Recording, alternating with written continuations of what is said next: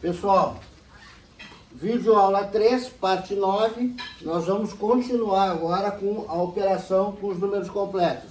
Nós vimos as operações de soma e subtração, agora veremos as operações de produto e divisão com os números complexos. Essas duas operações, elas são possíveis de realizar matematicamente em ambas as notações de números complexos, tanto na notação polar quanto na notação retangular.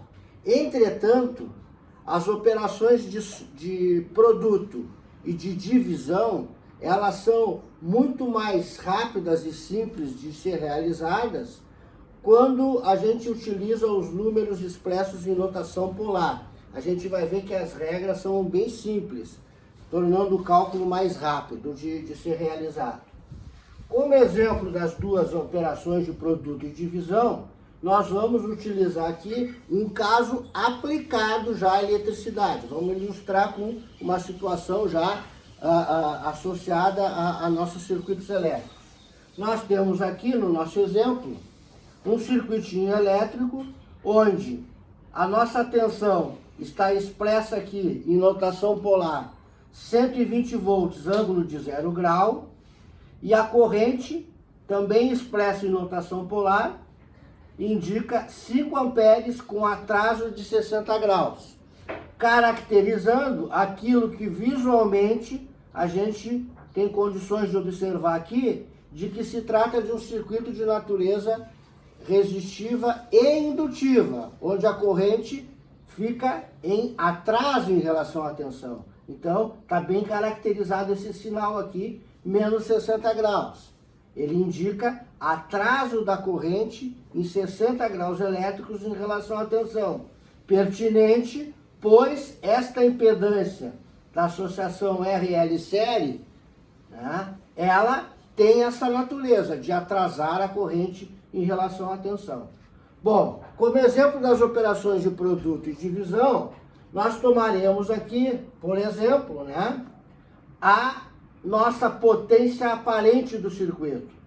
Nós já vimos que a potência aparente de um circuito de tensão alternada é o produto dos fasores tensão e corrente, acompanhado aqui desta operação conjugada do complexo aplicada ao ângulo da corrente.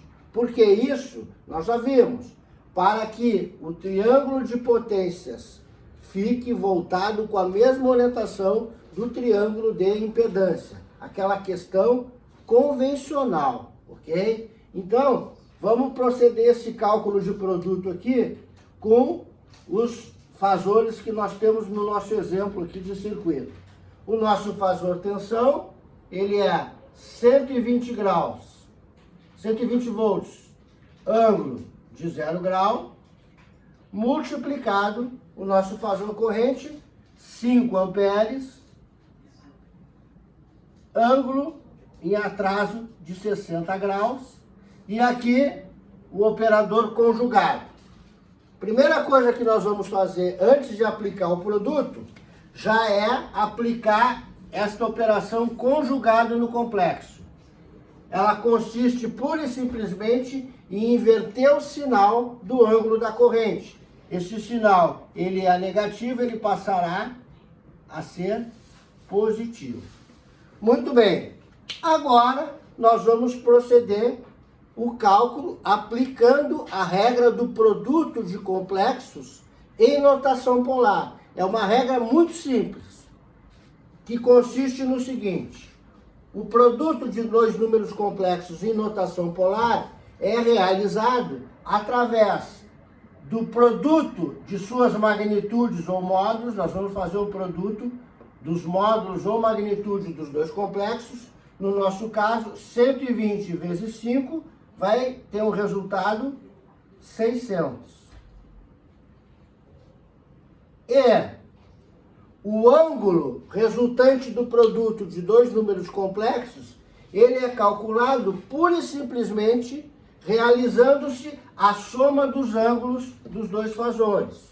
No nosso caso, somaremos 0 grau com mais 60 graus, resultando 60 graus elétricos positivos.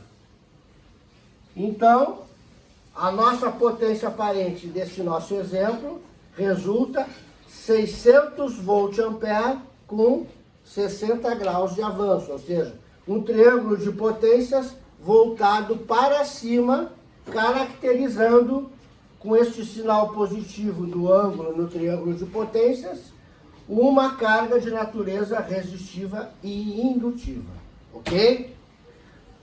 Passamos agora para o exemplo de divisão de complexos. Como divisão de complexos associado a esse nosso circuito, nós faremos o cálculo desta impedância equivalente resultante dessa associação RL série. A impedância equivalente, ela vai ser calculada aplicando-se a lei de Ohm. Dividindo o fasor tensão pelo fasor corrente, nós obtemos a nossa impedância complexa Z, ok? Então, vamos proceder o cálculo. O nosso fasor tensão, ele é de 120 volts com um ângulo de 0 grau elétrico. O nosso fasor corrente é de 5 amperes com um ângulo negativo, um ângulo de atraso de 60 graus.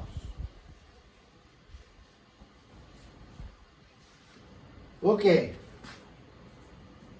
A regra da divisão de dois números complexos expresso em notação polar, ela também é muito simples.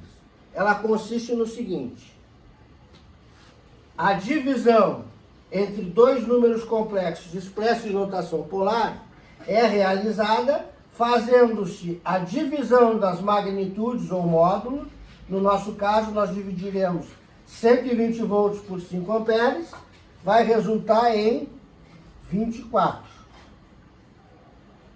Ok?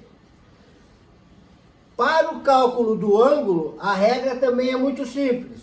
Nós vamos realizar uma subtração dos ângulos. Nós subtrairemos o ângulo do numerador pelo ângulo do denominador. Neste caso, vai ficar assim: 0 grau no denominador, subtraído de menos 60 graus no denominador. Nós vimos que o menos de uma subtração, ele vai inverter o sinal de quem está na frente. Então, isso passa a ser mais. Esta subtração 0 grau menos 60 graus resultará para nós em um ângulo de mais 60 graus, um ângulo positivo de 60 graus. E a nossa impedância resultará em 24 ohms, ângulo de 60 graus positivo. Percebam aqui, aquilo que nós já vemos comentado, né, já desde o início. O nosso ângulo φ, ele em todo o circuito, né, o ângulo φ, que é o ângulo de fase, em eletricidade, ele significa o ângulo de defasagem da corrente em relação à tensão. Este nosso ângulo φ, ele vai aparecer sempre em três grandezas. Ele aparece na corrente, na impedância e na potência aparente. Pelo menos numericamente. Os sinais, eles vão se inverter. Vejam, na corrente, o nosso ângulo φ apareceu aqui. Menos 60 graus, indicando corrente em atraso de 60 graus elétricos em relação à tensão. Característica de um circuito de natureza indutiva, ok? E ele apareceu aqui de novo, ó, na nossa impedância, com ângulo numericamente igual, os mesmos 60 graus, porém com sinal invertido, e na potência aparente, 60 graus, também com sinal invertido, um sinal positivo. Ok, pessoal?